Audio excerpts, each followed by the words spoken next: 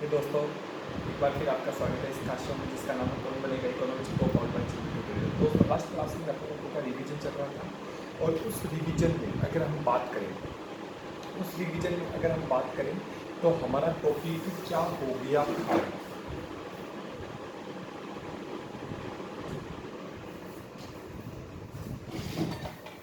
अपना क्या टॉपिक हो गया था?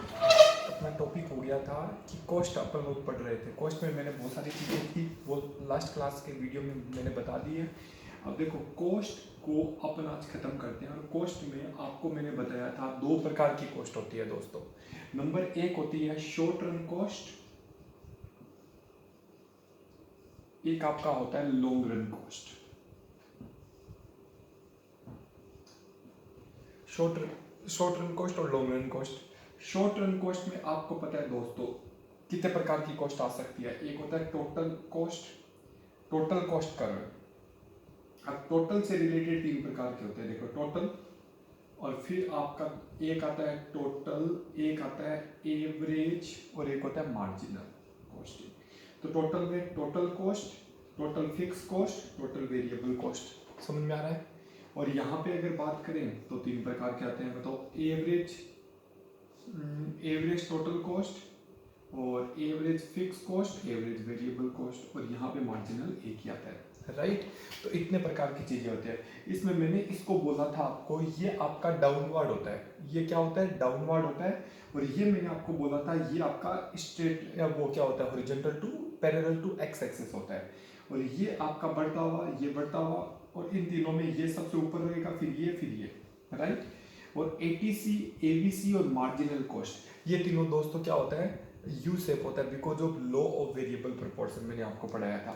लेकिन अगर दोस्तों लॉन्ग रन की अगर बात करें अपन, तो लॉन्ग रन में आपको पता होना चाहिए लॉन्ग रन में तीन प्रकार की कॉस्ट रहेगी। क्यों? क्योंकि देखो फिक्स कॉस्ट दोस्तों होगा नहीं, कॉमन सेंस लगाना, फिक्स कॉस्ट आपका होगा नहीं। अगर फिक्स कॉस्ट नहीं होगा तो टीसी और टीवीसी बराबर हो गया भाई। टीवीसी में प्लस जोड़ते हैं, क्या जोड़ते हैं, प्लस। टीवीसी में क्या जोड़ देते हैं, टीवीसी में ऐड कर देते हैं हम लोग, टीवीसी में हम लोग ऐड कर देते हैं, क्या ऐड करते हैं बताओ ना। टीवीसी में अगर टीएफसी जोड़ते हैं तो टीसी आता है, लेकिन लॉन्ग रन में तो फिक्स कॉस्ट नाम की कोई चीज ही नहीं होती। तो लॉन्ग रन में एक तो टीएफसी नहीं होगा, तो टीवीसी होगा खाली। तो एक तो आपका खाली सीधा का सीधा टीवीसी बोल दो या टीसी बोल दो, बात तो एक ही है। तो total variable cost, total cost आ गई, खाली टीसी होगा।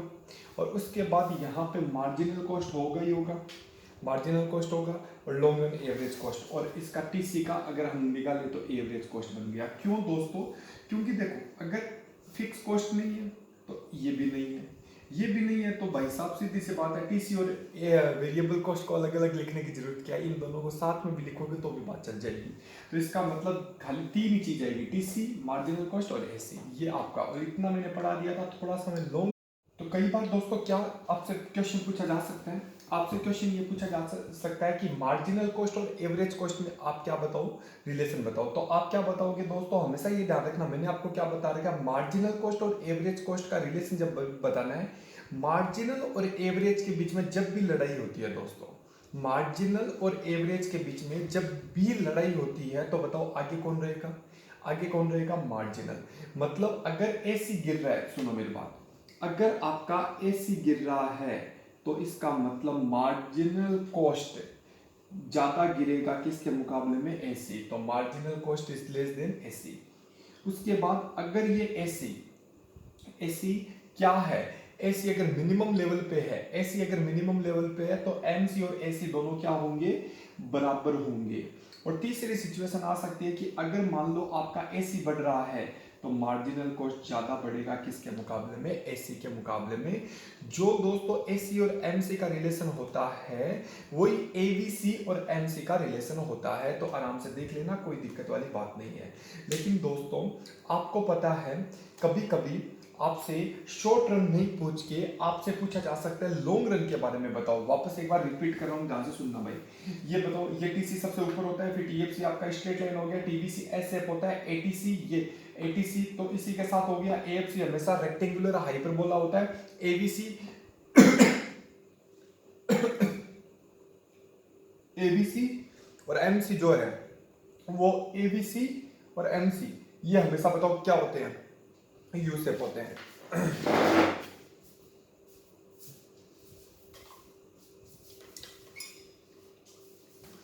एबीसी और एमसी बताओ क्या होते हैं, यू शेप होते हैं दोस्तों। उसके बाद अब मैं जो पढ़ा रहा हूं ना दोस्तों, ये है लॉन्ग रन कॉस्ट, ध्यान से सुनना है।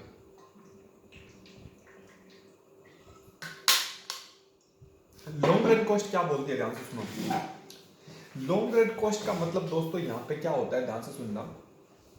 ये बोलता है कि भाई लॉन्ग रन में ना तो फिक्स कॉस्ट होती है, तो वेरिएबल कॉस्ट ही टोटल कॉस्ट है, तू ही माता तू ही पिता। और उसके बाद मार्जिनल कॉस्ट की अगर बात करें तो मार्जिनल कॉस्ट ये दे ही रखा है, और उसके बाद एसी आपका आएगा, बस तीन ही चीज होती है। लेकिन मैं कुछ चीजें आपको लॉन्ग रन के बारे में समझाने की कोशिश करूंगा। कुछ चीजें हैं जो इंपॉर्टेंट है। पहली बात, दूसरी बात, ये लॉन्ग रन में बहुत बच्चे गड़बड़ कर देते हैं, तो थोड़ा अच्छे से डिटेल में पढ़ाऊंगा। देखो, लॉन्ग रन एक ऐसा टाइम पीरियड होता है, पहले मैं यहां पे लिखता हूं शॉर्ट और लॉन्ग। दोस्तों शॉर्ट रन में दो प्रकार की कॉस्ट होती है, फिक्स कॉस्ट और वेरिएबल कॉस्ट। और यहां पे फिक्स कॉस्ट और वेरिएबल कॉस्ट, देखो सुनो, शॉर्ट रन एक ऐसा टाइम पीरियड होता है जिसमें फिक्स कॉस्ट भी होती है और वेरिएबल कॉस्ट भी होती है। लेकिन लॉन्ग रन एक ऐसा टाइम पीरियड होता है जिसमें फिक्स कॉस्ट नहीं होती है, खाली वेरिएबल कॉस्ट पाई जाती है। पहली बात तो ये सुनो। तो अगर हम लोग बात करें तो यहाँ पे फिक्स कॉस्ट होती है और वेरिएबल कॉस्ट होती है, लेकिन यहाँ पे खाली वेरिएबल कॉस्ट होती है। अब दोस्तों क्वेश्चन ये आता है कि जैसे प्लांट होता है, प्लांट का मतलब होता है जहां पे प्रोडक्शन होता है। शॉर्ट रन में अगर बात करें तो एक एक प्रोड्यूसर एक फॉर्म एक प्लांट से दूसरे प्लांट में शिफ्ट नहीं हो सकती है, क्योंकि वो फिक्स है। लेकिन लॉन्ग रन की अगर बात करें दोस्तों, तो लॉन्ग रन में एक फर्म एक प्लांट से दूसरे प्लांट में क्या हो सकती है, शिफ्ट हो सकती है। अगर कोई फर्म है, वो चाहती है कि वो प्रोडक्शन को ज्यादा करे, प्रोडक्शन को ज्यादा, if firm want to more production, ज्यादा प्रोडक्शन करना चाहती है तो वो बड़े प्लांट में शिफ्ट हो जाती है, और अगर छोटा प्रोडक्शन करना चाहती है तो वो छोटे प्लांट में शिफ्ट हो जाती है, वाइस वर्सा। और आपको पता है लॉन्ग रन में there is no difference between fix cost और वेरिएबल कॉस्ट, क्योंकि भाई साहब फिक्स कॉस्ट नाम की चीज ही नहीं होती है। तो ऐसी सिचुएशन में आपको कोई प्रॉब्लम नहीं आएगी। 3 पॉइंट मैंने याद करवाए हैं। नंबर 1 कि अगर लॉन्ग रन की बात करें, लॉन्ग रन में कोई भी प्रोड्यूसर, कोई भी फर्म एक प्लांट से दूसरे प्लांट में शिफ्ट हो सकता है, पहली बात तो ये। 2 नंबर दोस्तों बात आती है कि अगर आपको प्रोडक्शन ज्यादा करना है तो आप बिग प्लांट में शिफ्ट हो सकते हो, और अगर आपको प्रोडक्शन कम करना है तो आप लोअर प्लांट में शिफ्ट हो सकते हो। 3 नंबर क्वेश्चन ये आ जाता है कि यहाँ पे अगर आप फिक्स कॉस्ट और वेरिएबल कॉस्ट में डिफरेंस बताना चाहो तो यहाँ पे दिखेगा ही नहीं, क्योंकि सवाल में फिक्स कॉस्ट होता ही नहीं है। 4 नंबर पॉइंट होता है दोस्तों, अगर ये फिक्स कॉस्ट नहीं होता तो यहाँ पे खाली एक तो टोटल कॉस्ट होता है, और टोटल कॉस्ट का एवरेज करते हैं तो एवरेज कॉस्ट होता है, और मार्जिनल कॉस्ट तो होगा ही, ऑब्वियस बात है। अब एक बात बताओ, यहाँ पे मैं कुछ एक डायग्राम बताना चाहता हूँ। देखो डायग्राम से मैं बहुत सारी चीजें समझाऊंगा, ध्यान से सुनना। और ये डायग्राम इंपॉर्टेंट है, इसलिए एक बार अच्छे से समझोगे। ये डायग्राम इंपॉर्टेंट है दोस्तों, अच्छे से समझोगे, सुनो मेरे बात। ये डायग्राम मैं जानबूझ के बता रहा हूँ, क्योंकि ये डायग्राम हो सकता है आपने पढ़ा था या नहीं पढ़ा था। तो ये देखो, ये 3 प्रकार के प्लांट वो डायग्राम हो गए। अब सुनो दोस्तों, जैसे मैंने ये plant number 1 SAC number 1, SAC number 2, SAC number 3, ये 3 नंबर दे दिया, और ये 3 प्लांट है। तो अब जैसे सपोज करो मैं प्रोडक्शन यहाँ पे भी कर सकता हूँ, मैं प्रोडक्शन यहाँ पे भी कर सकता हूँ, मैं प्रोडक्शन देखो दोस्तों यहाँ पे भी कर सकता हूँ, ध्यान से सुनना, इधर उधर नजर नहीं जानी चाहिए। मैं प्रोडक्शन यहाँ पे भी कर सकता हूँ, मैं प्रोडक्शन यहाँ पे भी कर सकता हूँ, मैं प्रोडक्शन यहाँ पे भी कर सकता हूँ, और मैं प्रोडक्शन यहाँ पे भी कर सकता हूँ, राइट। अब दोस्तों ये क्या बोलना चाहता है कि भाई कॉमन सेंस वाली बात है, जैसे quantity number 1, quantity number 2, quantity number 3, quantity number 4, quantity number 5, quantity number 6, quantity number 7, right, quantity number 7। और इधर दोस्तों मैंने लिख दिया कॉस्ट, और इधर मैंने लिख दिया प्रोडक्शन। ध्यान से सुनो, ये दोस्तों बोलना चाहता है ये दोस्तों हमें क्या बोलना चाहता है, ये बोलता है कि जैसे सपोज करो मुझे Q1 प्रोडक्शन करना है, ध्यान से सुनना, मुझे Q1 प्रोडक्शन करना है, तो इसका मतलब ये हो गया कि Q1 यहाँ पे A पॉइंट पे टच कर रहा है, तो इसका मतलब में ये A पॉइंट बताओ कौन से प्लांट में आ रहा है, ये एक प्लांट है, दो प्लांट है और तीन प्लांट है, तो ये प्लांट नंबर A में आ रहा है, इसका मतलब ये आपका सिलेक्शन हो जाएगा, A प्लांट में सिलेक्ट हो जाएगा, तो इसका मतलब मुझे A प्लांट में प्रोडक्शन करना चाहिए। अब मैं चाहता हूँ मुझे क्वांटिटी नंबर 2 मतलब ये प्रोडक्शन करना है, तो अगर ये प्रोडक्शन करना है तो बताओ ये दोनों में कहाँ टच हो रहा है, ये यहाँ पे टच हो रहा है बी, और बी का मतलब ऐसे सी का भी आ रहा है और ऐसे ऐसे टू का भी आ रहा है, तो ऐसे सी वन का ऐसे सी टू। सर ऐसे सी का मतलब क्या होता है, शॉर्ट रन एवरेज कॉस्ट, तो इसका मतलब प्लांट ए प्लांट टू। अब सुनो मेरी बात, ये तीन प्लांट हो गए तो मैं बी, अब मैं क्या बोलूंगा, चाहे इस प्लांट में बनाओ चाहे दो नंबर प्लांट में बनाओ, बात एक ही होती है, क्योंकि देखो दो नंबर भी तो यहाँ पे टच कर रहा है, दो प्लांट यहाँ पे टच कर रहे हैं, तो मैं चाहे ऐसे ऐसे सी वन में बनाऊं या ऐसे सी टू में बनाऊं, कोई फर्क नहीं पड़ेगा, क्योंकि दोनों में कॉस्ट कम आएगी, क्योंकि दोस्तों मैं वहां पे प्रोडक्शन करना पसंद करता हूं जहां पे मेरी कॉस्ट क्या आती है, कम।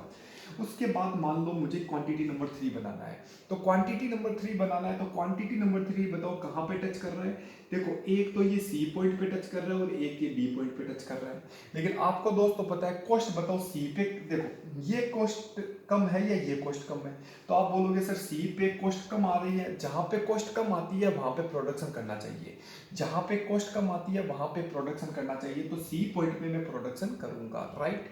उसके बाद दोस्तों जैसे Q4 है, Q4 में अगर हम बात करें तो Q4 कहाँ पे आ जाता है, यहाँ पे, इसका मतलब मुझे यहाँ पे प्रोडक्शन करना चाहिए, राइट। तो इसका मतलब ये होता है दोस्तों कि कोई जरूरी नहीं होता कि प्रोडक्शन आप इस प्लांट में करो, इस प्लांट में करो, क्योंकि यहाँ पे आप प्लांट एक प्लांट से दूसरे प्लांट में शिफ्ट हो सकते हो, जब आप एक प्लांट से दूसरे प्लांट में शिफ्ट होते हो तो वहां पे प्रोडक्शन करना पसंद करोगे जहां पे कॉस्ट आपकी कम आ रही है, लेकिन एक बात ध्यान रखना, हमेशा कॉस्ट कोई फोकस नहीं करेंगे। फॉर एग्जाम्पल इस पहले प्लांट में कॉस्ट तो कम आ रही है, लेकिन इस बात की क्या गारंटी है, जैसे सपोज करो इस एक प्लांट की कैपेसिटी है 5000 यूनिट बनाना, एक ऑर्डर आपके पास आता है 10,000 यूनिट बनाने के लिए, लेकिन उस 10,000 यूनिट बनाने के लिए आपको मान लो इस प्लांट में शिफ्ट होना पड़ेगा, और इस प्लांट में कॉस्ट पहले के मुकाबले में क्या आ रही है ज्यादा, फिर भी आप इस प्लांट में शिफ्ट होगे, क्यों शिफ्ट होगे, क्योंकि आपको ये पता होना चाहिए, आपको ये पता होना चाहिए कि भाई साहब पहले के मुकाबले में अब बताओ कॉस्ट क्या हो गई, कम या ज्यादा, ज्यादा हो गई, फिर भी मैं प्रोडक्शन करूंगा क्योंकि प्रोडक्शन कैपेसिटी ज्यादा है। ये सारी चीजें यहाँ पे दे रखी है दोस्तों, और कुछ नहीं है। ये सारा कॉस्ट आपका पूरा का पूरा चैप्टर दोस्तों कंप्लीट हो गया है, और ये आपका कौन सा चैप्टर था, कॉस्ट नाम का चैप्टर था, ये आपका क्या था, कॉस्ट। लेकिन एक बात बताओ, अगर मान लो अगर ऐसा शेप होता है, एग्जाम में अगर पूछा जाता है कि एक बात बताओ ये आपका ये कौन सा शेप है, ये LAC है, क्या है बताओ, LAC, long run average cost. Long run average cost हमेशा यू शेप होता है, लेकिन दोस्तों ये ट्रेडिशनल मेथड है, अगर ये ट्रेडिशनल इकोनॉमिस्ट है ना, ये बोलते हैं यू शेप होता है, लेकिन मैं आपको बता रहा हूं आजकल क्या होता है दोस्तों, क्या इस यू शेप का मतलब होता है पहले कॉस्ट गिरेगी और फिर कॉस्ट गिरते गिरते वापस ऊपर चली जाएगी। तो दोस्तों यहाँ पे इन्होंने पता है क्या बोला है, ये बोलता है कॉस्ट गिरेगी कोई प्रॉब्लम नहीं है, जैसे जैसे आप प्रोडक्शन ज्यादा करते जाते हो वैसे वैसे आपकी कॉस्ट गिरती जाती है, और एक लेवल के बाद कॉस्ट वापस बढ़ती जाती है, ये आपका टॉपिक है। लेकिन दोस्तों आपको पता है, आपको पता है कि आज एक बात बताओ, कॉस्ट गिर रही है तब तो आपका कंपटीशन अच्छा है, लेकिन मान लो आपकी कॉस्ट बढ़ रही है तो क्या आप मार्केट में सरवाइव कर पाओगे क्या, नहीं। क्यों सरवाइव नहीं कर पाओगे, क्योंकि दोस्तों मार्केट में और भी तो है सेल करने वाले, तो अगर आपकी कॉस्ट ज्यादा होती है तो इसका मतलब आप मार्केट से आउट ही हो जाते हो। तो ये सारी चीजें हैं ट्रेडिशनल मेथड। आज के टाइम पे दोस्तों ट्रेडिशनल मेथड नहीं चलता। आज के टाइम पे अगर आपसे क्वेश्चन पूछा जाता है मॉडर्न इकोनॉमिस्ट क्या बोलते हैं, आपको सीधी छलांग नहीं लगानी है दोस्तों। अगर चला के कुछ पूछे कि भाई मॉडर्न इकोनॉमिस्ट क्या बोलते हैं, तो आप उससे बोलोगे एल शेप होता है। कौन सा शेप होता है, एल शेप। स्टार्टिंग में कॉस्ट गिरेगी लेकिन एक लेवल तक के बाद रुक जाएगी, क्योंकि वापस अगर बढ़ेगी तो पॉसिबल ही नहीं है। तो अगर एग्जाम में पूछा जाता है LAC बताओ क्या शेप होता है लॉन्ग रन में, तो आप उसे बोलोगे यू शेप। लेकिन अगर एग्जामिनर बोलते हैं कि मॉडर्न इकोनॉमिस्ट क्या बोलते हैं, तो आपका आंसर चेंज हो जाएगा दोस्तों, और बोलना एल शेप होता है। तो ये कॉस्ट का चैप्टर था, प्रोडक्शन का चैप्टर था, बहुत अच्छे से समझाने की कोशिश की है। उसके बाद अगर कोई डाउट रहे तो हम अपन डाउट क्लास लेंगे। डाउट क्लास लेंगे और डाउट क्लास मान लो अपन कल लेने वाले हैं, तो डाउट क्लास लेंगे। तो डाउट क्लास अगर लेंगे कल क्या तारीख है आपकी, 21 तारीख है शायद, तो 21 तारीख को डाउट क्लास लेंगे। डाउट क्लास में मैं आपसे रूबरू होऊंगा, जो भी टॉपिक जो भी डाउट आएगा वो आप मेरे से आराम से पूछ सकते हो, कोई प्रॉब्लम नहीं है दोस्तों। अगला जो चैप्टर आ रहा है उस चैप्टर का नाम है रेवेन्यू। बहुत ही प्यारा चैप्टर है, कुछ ऐसा है नहीं। रेवेन्यू तो 5 मिनट का चैप्टर है। रेवेन्यू के बाद अपना चैप्टर आएगा मार्केट, ध्यान से सुनना। रेवेन्यू चैप्टर क्या बोलता है? रेवेन्यू का मतलब होता है कि सेल करने से जो पैसा मिला, सेल करने से जो पैसा मिला उस पैसे को क्या बोलते हैं? Amount realised from the sale of assets, it's called revenue. तो द रेवेन्यू ऑफ फर्म, बताओ क्या होता है? रेवेन्यू ऑफ फर्म का मतलब होता है कोई भी चीज, या तो आप सर्विस देते हो या आप गुड सेल करते हो, उससे जो पैसा मिला उसे बताओ क्या बोलते हैं? रेवेन्यू। तो it refer to money received from the sale of output. एक बात बताओ, इनपुट है, इनपुट से आउटपुट में कन्वर्ट करने की जो प्रोसेस होती है उसे बोलते हैं प्रोडक्शन। प्रोडक्शन करने के बाद जो उसे आउटपुट बोल सकते हैं। इनपुट से आउटपुट आया, आउटपुट को सेल करने से जो पैसा आया, अच्छा सेल कौन करेगी? फर्म। फर्म ने जो आउटपुट सेल किया उससे जो सेल प्रोसीड हुई उस प्रोसीड को बोलते हैं रेवेन्यू, राइट एवरीबॉडी? तो रेवेन्यू के लिए आपको 3 प्रकार के कॉन्सेप्ट को समझना पड़ेगा, टीआर, एआर और एमआर। आपको नहीं लगता पूरी इकोनॉमिक्स में ये तो कॉन्सेप्ट है यार? पहले यूटिलिटी पढ़ा था, उसमें भी ये 3 था, फिर प्रोडक्शन पढ़ा था 3 था, कॉस्ट पढ़ा था 3 था, रेवेन्यू पढ़ रहे हैं 3 है, राइट? अब सुनो मेरी बात, टोटल रेवेन्यू, टोटल एक आता है टोटल। टोटल रेवेन्यू का मतलब क्या होता है? जितनी आपने यूनिट बेची, जितनी आपने यूनिट बेची, जितना आपने आउटपुट बेचा, उन सारों से टोटल कितना मिला। और टोटल हर स्टेज पे टोटल होता है। एक बात हमेशा ध्यान रखना दोस्तों, कुछ बच्चों का तो हमेशा डाउट ये रहता है सर टोटल का मतलब क्या होता है? हर स्टेज पे टोटल, पूरा टोटल करोगे तो बात तो एक ही आएगी, लेकिन हर स्टेज पे टोटल करोगे तो टोटल का मतलब यहाँ पे ये भी लिख सकते हो, T R equal to P into Q. मतलब प्राइस, पी इंटू क्यू का मतलब प्राइस है 5 रुपए और आपने क्वांटिटी बेची 20, तो इसका मतलब 100 रुपए आपका टोटल रेवेन्यू है, टोटल रेवेन्यू। उसके बाद आपका क्वेश्चन आता है एवरेज रेवेन्यू। एवरेज रेवेन्यू का मतलब क्या होता है? टीआर को मैंने डिवाइड कर दिया यूनिट से, तो ये आपका आ गया एआर। तो एक बात हमेशा ध्यान रखना, एआर और प्राइस सेम होती है, कॉमन सेंस वाली बात है ना यार। अगर अगर क्वांटिटी को प्राइस से मल्टीप्लाई करते हो तो टीआर आता है, तो टीआर को जब क्वांटिटी से डिवाइड करोगे तो प्राइस आएगा, और प्राइस को ही एआर बोला जाता है, ध्यान रखना। एग्जामिनर कई बार आपको उलझा सकता है कि आपको एआर दे दे एग्जाम में, और एआर देने के बाद आपसे पूछे कि या प्राइस दे दे और आपसे पूछे बताओ एमआर निकालो, तो आप ढूंढते रहते हो या एआर निकालो, और आपको पता है कि यार आपको पता ही नहीं है एआर और प्राइस सेम होती है। तो ऐसी सिचुएशन में दोस्तों कभी गलती मत कर देना, क्योंकि एआर और प्राइस सेम ही होती है। कॉन्सेप्ट समझो, लॉजिक समझो, रटने की कोशिश मत करो। पर ए और एमआर का मैंने आपको हमेशा से बताया, एक एक्स्ट्रा यूनिट बनाने से टोटल यूटिलिटी में जो चेंज होता है उसे मार्जिनल यूटिलिटी बोलते हैं। एक एक्स्ट्रा यूनिट बनाने से टोटल प्रोडक्शन में जो चेंज होता है उसे टोटल प्रोडक्ट बोलते हैं। एक एक्स्ट्रा यूनिट बढ़ाने से टोटल कॉस्ट में जो चेंज होता है उसे मार्जिनल प्रोडक्ट बोलते हैं। एक एक्स्ट्रा यूनिट बढ़ाने से टोटल रेवेन्यू में जो चेंज होता है उसे मार्जिनल रेवेन्यू बोलते हैं, खत्म। और मार्जिनल रेवेन्यू का मतलब होता है चेंज इन टीआर। देखो new minus old, new minus old, marginal का हमेशा मतलब होता है न्यू माइनस ओल्ड, नया माइनस पुराना, नया माइनस पुराना, नया माइनस पुराना। तो change in TR minus change in unit. Okay, अब एक चीज समझाता हूँ मैं, एक चीज मेरे दिमाग में एक क्वेश्चन आया है, उस क्वेश्चन को मैं समझाने की कोशिश करूंगा।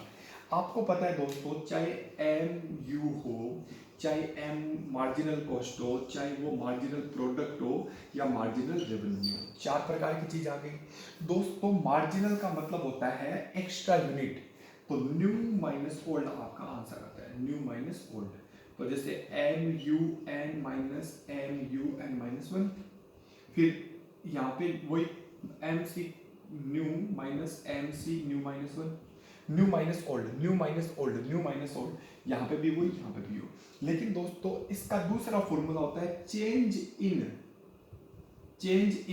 M R, change in M R. अब देखो ध्यान से सुनना, एम आर का मतलब यहाँ पे क्या होगा? Change in T R. जैसे सपोज करो मैं ये समझा रहा हूँ, ये समझाने के बाद ये भी सेम है, ये भी सेम है, ये भी सेम है, ध्यान से सुनना। तो जैसे मान लो मेरे को एम आर निकालना है, तो एम आर का फॉर्मूला एक तो होता है न्यू माइनस ओल्ड। तो न्यू माइनस ओल्ड का मतलब नया कितना पुराना कितना जो चेंज होता है उसे एम आर बोलते हैं। लेकिन दोस्तों ये है चेंज इन टी आर और चेंज इन यूनिट।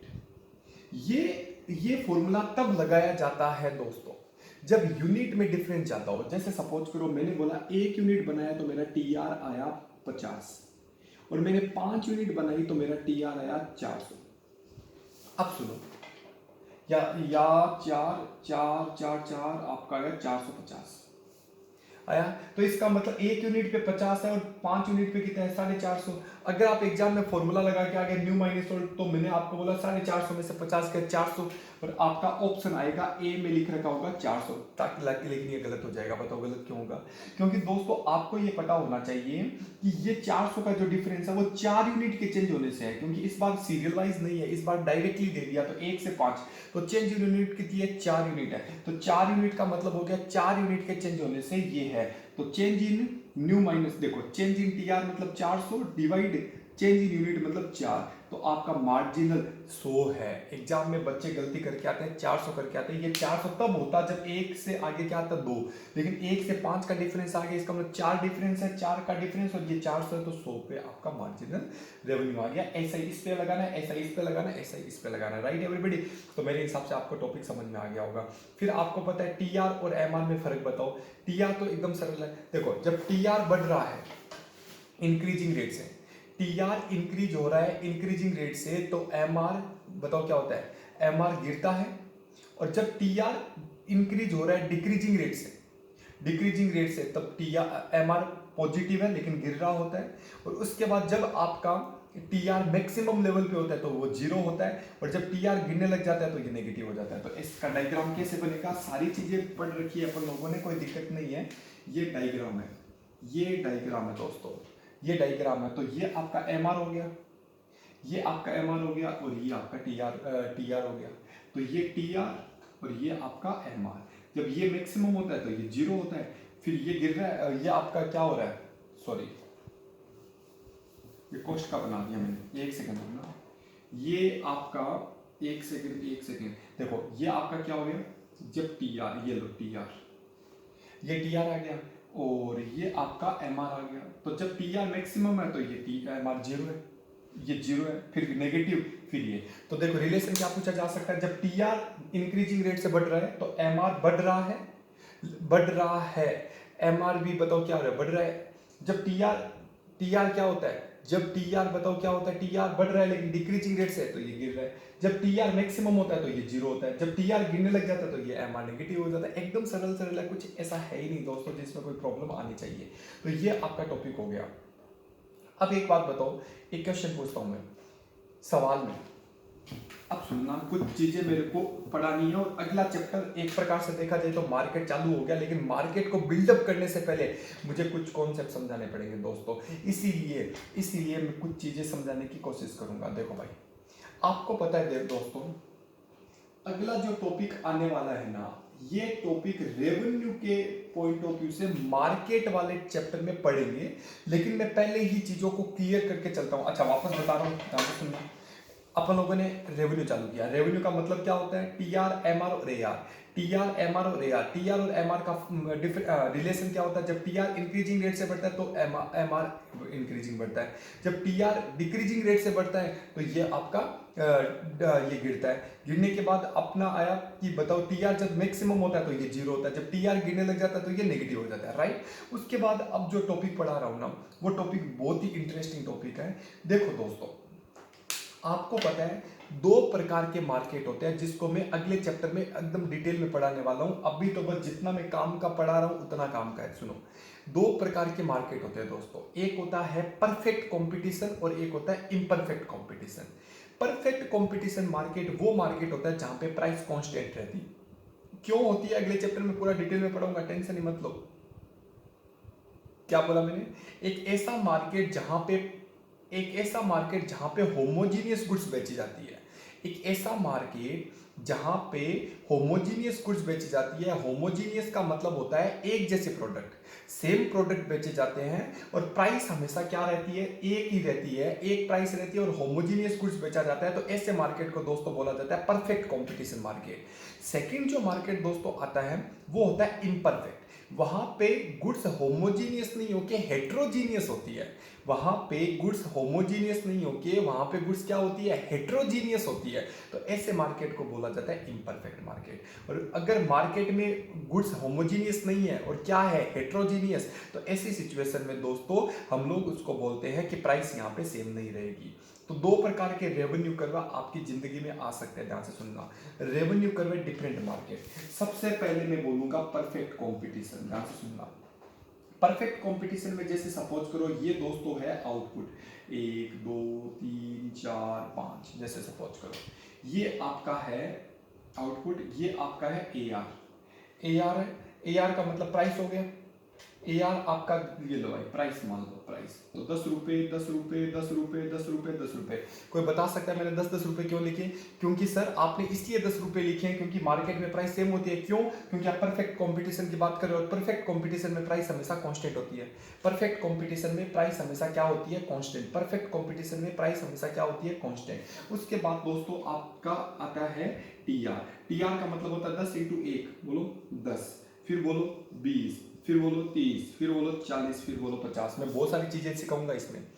मल्टीप्लाई किया, TR कैसे आता है? प्राइस को क्वांटिटी से मल्टीप्लाई किया तो बताओ क्या आ गया? TR। उसके बाद दोस्तों आपका आता है AR। AR कैसे आता है? TR को क्वांटिटी, TR को मैं आउटपुट से डिवाइड कर दूं तो यार कॉमन सेंस वाली बात है कि जब प्राइस को आउटपुट से डिवाइड मल्टीप्लाई किया तो TR आया। अब TR को मैं जब डिवाइड करूंगा तो प्राइस ही आएगा। और इसका मतलब प्राइस और AR तो हमेशा जिंदगी में सेम ही आएंगे, कान खोल के सुन लो। प्राइस और AR हमेशा सेम ही आएंगे दोस्तों, कोई टेंशन नहीं है। तो इसका मतलब 10 को 1 से डिवाइड किया 10, 20 को 2 से डिवाइड किया 10, 30 को 3 से डिवाइड किया 10, 40 को 4 से डिवाइड किया 10 और 50 को 5 से डिवाइड किया 10, राइट। तो ये आपका AR आ गया। तो प्राइस दे रखी है, TR आ गया, AR आ गया। अब अगला जो आता है वो है MR। MR का मतलब होता है एक एक्स्ट्रा यूनिट के चेंज करने से टोटल रेवेन्यू में जो चेंज होता है उसे अपन बोलते हैं MR। तो बताओ डिफरेंस, पहला 10 आ गया, वापस डिफरेंट 10, वापस डिफरेंट 10, वापस न्यू माइनस ओल्ड 10 और न्यू माइनस ओल्ड 10। तो इसका मतलब एक चीज समझ में आ गई सर, अगर परफेक्ट कंपटीशन मार्केट है, पहली बात देखो 3 चीजें बोलूंगा।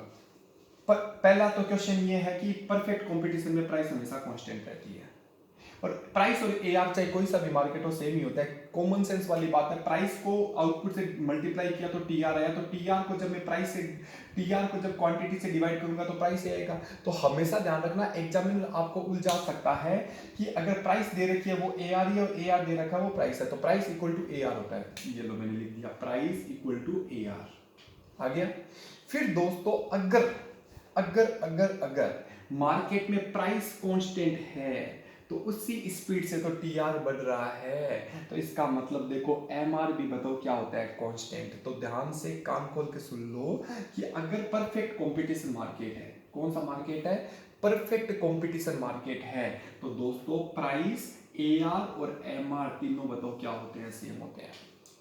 प्राइस, AR, MR तीनों बताओ क्या होते हैं? सेम होते हैं। वापस बोल रहा हूं, प्राइस, AR, MR तीनों क्या होते हैं? सेम होते हैं। प्राइस, AR, MR तीनों क्या होते हैं? सेम होते हैं। प्राइस, AR, MR क्या होते हैं? सेम होते हैं, राइट। ओके, तो ये आपका पहला टॉपिक हो गया। और जब इसका डायग्राम बनाएंगे दोस्तों, जब इसका डायग्राम बनाएंगे तो ये आपकी है प्राइस, ये है प्राइस और ये है AR और ये है MR।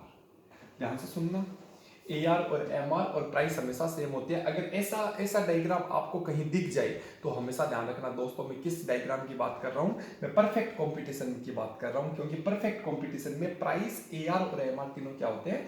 बराबर होते हैं, पैरेलल टू एक्स एक्सिस होते हैं, राइट। लेकिन एक बात बताओ, मान लो इम्परफेक्ट कंपटीशन मार्केट है। चैप्टर मार्केट का चालू हो गया दोस्तों, लेकिन पहले अपन बेसिक तैयार कर रहे हैं ताकि मैं जल्दी जल्दी मार्केट का चैप्टर करवा सकूं।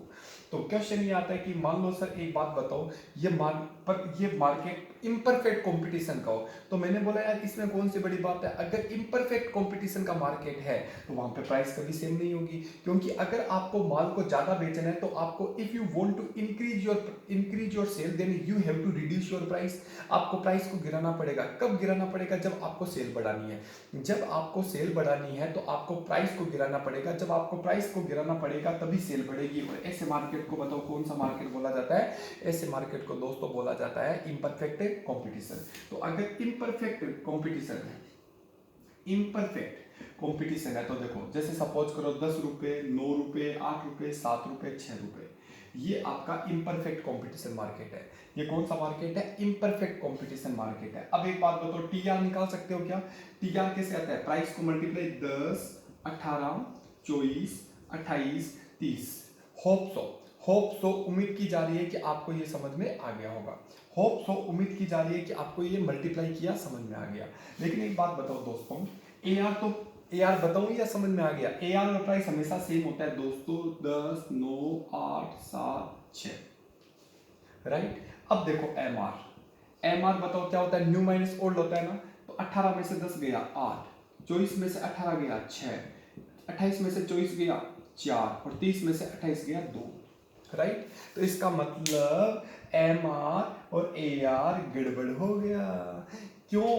क्योंकि दोस्तों एम आर इस पहले तो मैंने क्या बोला था परफेक्ट कंपटीशन में, प्राइस और ए आर तो देखो इसमें भी सेम है, लेकिन एम आर इस बार सेम नहीं है क्योंकि प्राइस सेम नहीं है, और प्राइस अगर सेम नहीं है तो जिंदगी में एम आर और ए आर सेम नहीं हो सकता। और एम आर और ए आर, एक बात तो मैंने आपको हमेशा ही बता रखी है, दोनों में से जब भी लड़ाई होगी तो बताओ ज्यादा कौन गिरता है? मार्जिनल और एवरेज में जब भी लड़ाई होती है तो ज्यादा कौन गिरता है? ज्यादा गिरता है मार्जिनल। ज्यादा बताओ कौन गिरता है? मार्जिनल। उसे अपन बोलते हैं मार्जिनल। इसमें बताओ marginal is less than great जब भी आती है तो मार्जिनल बताओ आगे रहेगा और ए आर हमेशा पीछे रहेगा। मतलब गिर रहे हैं, दोनों गिर रहे हैं, तो बताओ कौन ज्यादा गिर रहा है? मार्जिनल। तो मार्जिनल सबसे ज्यादा गिर रहा है, राइट एवरीबॉडी। मेरे हिसाब से आपको टॉपिक समझ में आ गया। लेकिन जब इसका डायग्राम बनाएंगे, अब देखो बताओ कोई बता सकता है ए आर कौन है और एम आर कौन है? तो मैं बता सकता हूँ, ये है एम आर और ये है ए आर। बताओ क्यों? क्योंकि ज्यादा कौन गिर रहा है? M R. तो इम्परफेक्ट कंपटीशन में ऐसे डायग्राम का यूज करेंगे जब मैं मार्केट वाला चैप्टर पढ़ाऊंगा, और जब परफेक्ट कंपटीशन है तो हम ये वाला डायग्राम यूज करेंगे। एक बात एकदम कंफर्म कर लेना, ध्यान रखना बस। ये अपना दोस्तों टॉपिक है, ये दोस्तों आपका टॉपिक है और इस टॉपिक को अच्छे से पढ़ना है, राइट एवरीबॉडी। मेरे हिसाब से आपको बहुत अच्छे से समझ में आ गया है, बहुत ज़्यादा अच्छे से समझ में आ गया। तो एक बात बताओ, क्या पढ़ा था? रेवेन्यू जो चैप्टर पढ़ा था दोस्तों, उसमें क्या था सर? रेवेन्यू चैप्टर में आपने हमें पढ़ाया था कि 3 प्रकार के कॉन्सेप्ट को ध्यान रखना है, T R, A R, M R. फिर T R, M R, A R के बेसिस पे हम लोगों ने देखे सर 2 प्रकार के मार्केट होते हैं, एक होता है परफेक्ट कॉम्पिटिशन, एक होता है इम्परफेक्ट कॉम्पिटिशन। परफेक्ट कॉम्पिटिशन में सर प्राइस हमेशा सेम होती है, इसलिए ये आपका होता है। इम्परफेक्ट कॉम्पिटिशन में सर प्राइस सेम नहीं होती है, इसलिए एम आर और ए आर कभी भी सेम नहीं होते हैं, तो ऐसे होता है। और जब डाउनवर्ड होता है, ये गिरता हुआ होता है, तो एम आर ज्यादा गिरेगा, इसलिए एम आर ये और ए आर ये। यहाँ तक आ गया, कोई दिक्कत नहीं है। अब अगला जो टॉपिक आता है वो आता है प्रोड्यूसर इक्विलिब्रियम। दोस्तों प्रोड्यूसर इक्विलिब्रियम का मतलब मैं आपको बताता हूँ आज। प्रोड्यूसर इक्विलिब्रियम का मतलब होता है कि एक प्रोड्यूसर को कितनी यूनिट बेचनी चाहिए ताकि उसे मैक्सिमम प्रॉफिट हो। एक प्रोड्यूसर को वो लेवल, वापस बोल रहा हूँ, वो लेवल जहाँ पे प्रोड्यूसर को बहुत ज़्यादा प्रॉफिट हो, मैक्सिमम प्रॉफिट हो, उस लेवल को अपन बोलते हैं प्रोड्यूसर इक्विलिब्रियम। याद करो कंज्यूमर इक्विलिब्रियम भी पढ़ा था ना, तो आपका आंसर आता है सर पढ़ा तो था। वैसे ही प्रोड्यूसर इक्विलिब्रियम, कंज्यूमर इक्विलिब्रियम में मैक्सिमम सेटिस्फेक्शन ऑफ कस्टमर था, यहाँ पे मैक्सिमम सेटिस्फेक्शन ऑफ प्रोड्यूसर। और प्रोड्यूसर को मैक्सिमम सेटिस्फेक्शन आपको पता है दोस्तों कब होता है? आप बताओ कब होता है? प्रोड्यूसर को हमेशा मैक्सिमम सेटिस्फेक्शन होता है कहाँ पे? जहाँ पे उसे प्रॉफिट ज़्यादा लगता है, और जहाँ पे प्रॉफिट ज्यादा लगता है इसका मतलब T R minus T C. T R, अब सुनना इसको तो मैं मिटा रहा हूँ, ध्यान से सुनो, क्लास इंपॉर्टेंट है, बहुत सारी चीजें अपन लोगों ने पढ़ी है। तो मेरे को बताओ प्रॉफिट को अपन पाई से डिनोट करते हैं। पाई इक्वल टू बोलो T R minus T C, T R और माइनस टी सी। अब एक बात बताओ, टी आर में से टी सी घटता है टोटल रेवेन्यू में से टोटल कॉस्ट। टोटल रेवेन्यू सिखा दिया, टोटल कॉस्ट सिखा दिया। टोटल कॉस्ट का मतलब होता है fix cost plus variable cost तो टोटल कॉस्ट, और रेवेन्यू का मतलब टोटल रेवेन्यू आपका आ गया। अगर टोटल रेवेन्यू में से टोटल कॉस्ट घट जाता है तो वो बचता है प्रॉफिट। इसका मतलब इन दोनों का जो डिफरेंस है ये प्रॉफिट आता है, इन दोनों का जो डिफरेंस होता है वो प्रॉफिट होता है, और प्रॉफिट हमेशा क्या होना चाहिए? Maximum, right. अब प्रोड्यूसर इक्विलिब्रियम को समझने के लिए 2 प्रकार की अप्रोच आती है। कितना इंटरेस्टिंग है, एकदम सरल है, 5-5 मिनट का चैप्टर है, कोई दिक्कत नहीं है। ओके, तो कल की आज तक जो पढ़ लिया अपना, ये 13 नंबर पार्ट है जो आपका अपलोड हो जाएगा। 13 नंबर के बाद अपनी डाउट क्लास रहेगी। डाउट क्लास में आपको जो पूछना वो आराम से पूछ सकते हो, मुझे भी पता चल जाएगा, रूबरू हो जाऊंगा मैं आपसे कि अपन क्या क्या पढ़ने, क्या जो पढ़ा कहाँ पे समझ में नहीं है, ताकि मैं उसको और अच्छे से समझा सकूँ, राइट। तो प्रॉफिट। अब क्वेश्चन आता है सर एक बात बताओ, प्रोड्यूसर इक्विलिब्रियम होता है ना, प्रोड्यूसर इक्विलिब्रियम में 2 प्रकार की, और ना अगर कोशिश कर लेना जहाँ पे आपको नहीं है तो वापस वीडियो देख लेना ताकि जल्दी और आ जाएगा समझ में। में प्रॉफिट। अब एक बात बताओ, प्रोड्यूसर इक्विलिब्रियम के लिए दो प्रकार की अप्रोच आती है, एक आती है TRTC अप्रोच और एक होती है MRMC अप्रोच। ध्यान से सुनना, ध्यान से सुनो, ध्यान से सुनो। दो प्रकार की अप्रोचेज आपकी जिंदगी में आती है दोस्तों। अप्रोच एक आती है TRTC अप्रोच और नंबर 2 MRMC अप्रोच। ध्यान से सुनो, TRTC अप्रोच। TRTC अप्रोच का मतलब होता है दोस्तों, TR और TC के बीच में सबसे ज्यादा गैप जहां पे होता है, TR और TC में सबसे ज्यादा गैप जहां पे होता है, TR और TC में सबसे ज्यादा गैप जहां पे होता है, उस गैप को अपन बोलते हैं प्रॉफिट, और उस प्रॉफिट जहां पे सबसे ज्यादा गैप होता है वो आपका प्रोड्यूसर इक्विलिब्रियम होता है। दूसरी तरफ दोस्तों अगर बात करें MRMC, पहले मैं TRTC समझाता हूं। देखो ये डायग्राम, ध्यान से सुनना मेरी बात। ये आपका डायग्राम है, ये आपका डायग्राम है, सुनो मेरी बात, ठीक है। और ये आपका है TR, और अगर TR सेम स्पीड से बढ़ रहा है इसका मतलब मैं परफेक्ट कंपटीशन का एग्जांपल दे रहा हूं। अगर वो ऐसे होता तो अपन क्या बोलते, ये इम्परफेक्ट कंपटीशन है, लेकिन मैं परफेक्ट कंपटीशन का एग्जांपल दे रहा हूं। ये एक स्पीड से बढ़ रहा है, और आपको पता है ये आपका टोटल कॉस्ट आपका, ये टोटल कॉस्ट ऐसा है। तो ये total cost, sir total cost zero से चालू क्यों नहीं हुआ? आपको पता है टोटल कॉस्ट कभी हो ही नहीं सकते जीरो से, बताओ क्यों? क्योंकि फिक्स कॉस्ट होता है। तो ये टोटल कॉस्ट और TR दो जगह पे मिल रहे हैं, तो इसे बोलते हैं BEP point, break even point, no profit no loss. लेकिन एक बात बताओ, ये आपका TR है और ये आपका TC है, और TR और TC में सबसे ज्यादा गैप यहाँ पे है, TR और TC में सबसे ज्यादा गैप यहाँ पे है, और जहां पे सबसे ज्यादा गैप होता है इसका मतलब सबसे ज्यादा प्रॉफिट है, और सबसे ज्यादा प्रॉफिट होता है उसे अपन बोलते हैं प्रोड्यूसर इक्विलिब्रियम। इन दो तो क्या बोला जाता है, प्रोड्यूसर इक्विलिब्रियम। और प्रोड्यूसर इक्विलिब्रियम का मतलब आपको समझ में आ गया होगा। प्रोड्यूसर इक्विलिब्रियम का मतलब होता है दोस्तों, वापस बोल रहा हूँ, प्रोड्यूसर इक्विलिब्रियम का मतलब होता है, प्रोड्यूसर इक्विलिब्रियम का मतलब होता है कि जहां पे मैक्सिमम प्रॉफिट, और जहां पे मैक्सिमम प्रॉफिट कहां पे होता है, जहां पे TR और TC का गैप सबसे ज्यादा होता है, तो इसे प्रोड्यूसर इक्विलिब्रियम, और जहां पे ये दोनों मिलते हैं उसे अपन बोलते हैं BEP पॉइंट। तो ये आपका हो गया TRTC अप्रोच। दोनों, अच्छा अगर मान लो इम्परफेक्ट होता तो बताओ ये TR ऐसे आता क्या? नहीं, ये ऐसे आ जाता, ताकि वो गैप सबसे ज्यादा हो। कभी भी यहाँ पे बिजनेस नहीं करेंगे क्योंकि यहाँ पे लॉस होगा, क्योंकि TRTC, और यहाँ पे भी बिजनेस नहीं करेंगे क्योंकि यहाँ पे भी लॉस हो रहा है, क्योंकि TC ज्यादा है TR से, और यहाँ पे भी TC ज्यादा है TR से। लेकिन यहाँ पे TR कम, TR ज्यादा और TC कम है, लेकिन सबसे ज्यादा जो गैप होता है वो हमारा मैक्सिमम प्रॉफिट होता है, और मैक्सिमम प्रॉफिट जहां पे होता है उसे अपन बोलते हैं प्रोड्यूसर इक्विलिब्रियम। Right everybody? यहाँ पे इतना पढ़ने के बाद हम लोग एक पढ़ेंगे MRMC approach. Right, MRMC approach दोस्तों क्या होती है, ध्यान से सुनो। MRMC अप्रोच ये बोलता है, सुनो, आपको पता है थोड़ी देर पहले मैंने पढ़ाया था, ये होती है प्राइस, ये होती है AR, और ये होते हैं MR। अच्छा, जैसे ही मैंने ये बोला तो ये बताओ परफेक्ट कॉम्पिटिशन है। परफेक्ट कंपटीशन बताओ क्यों है? क्योंकि सर परफेक्ट कंपटीशन इसलिए है क्योंकि AR और MR बराबर है किसके? प्राइस ये तीनों बराबर, और तीनों बराबर खाली परफेक्ट कंपटीशन में ही होती है, इम्परफेक्ट कंपटीशन में नहीं होती। और यहाँ पे ये बोलता है ये है MC। अच्छा, आपको पता है MC U शेप होता है, इतना गजब का कनेक्टिविटी है ना जिसका कोई हिसाब नहीं है। MC हमेशा U शेप होता है, क्यों शेप होता है? क्योंकि लॉ ऑफ वेरिएबल प्रोपोर्शन, और लॉ वेरिएबल प्रोपोर्शन हम लोगों ने पढ़ा था जो शॉर्ट रन में पढ़ते हैं। तो यहाँ पे ये बोलता है MC हमेशा U शेप होता है, और U शेप होने के कारण ये दो जगह पे टच कर रहा है, A और B। लेकिन ये MRMC अप्रोच बोलता है कि MRMC अप्रोच के लिए दो कंडीशन फुलफिल होनी जरूरी है। MC कट MR, देखो ये है MC, ये है MR, ये है MR, और ये है MC। MC cut MR from below, तो ये MC MR को दो जगह पे टच कर रही है, लेकिन ये तो ऊपर से कट कर रही है, तो ये तो आपकी कंडीशन नहीं है। MC cut MR from below, from below मतलब यहां पे टच कर रही है, तो पहली कंडीशन ये। और आफ्टर कट MC MR को कट करने के बाद MC should be greater than MR। तो इसका मतलब देखो, दो कंडीशन में वापस बोल रहा हूं, चैप्टर खत्म हो गया, लास्ट टॉपिक है भाई साहब आपका। ये क्या बोलना चाहता है कि MC cut MR from below, तो MC कट MR फ्रॉम, देखो ये तो ऊपर से कट कर रहा है और ये बिलो से कट कर रहा है, तो ये कंडीशन फुलफिल नहीं है, ये कंडीशन फुलफिल है। तो MC cut MR from below, और आफ्टर कट MC जब MR को कट कर देगी तो MC should be greater than MR। M C should be greater than M R, ये आपका टॉपिक हो गया खत्म। तो दोस्तों चाहे एम सी चाहे परफेक्ट कंपटीशन हो या इम्परफेक्ट कंपटीशन हो, टॉपिक आपका सेम रहेगा।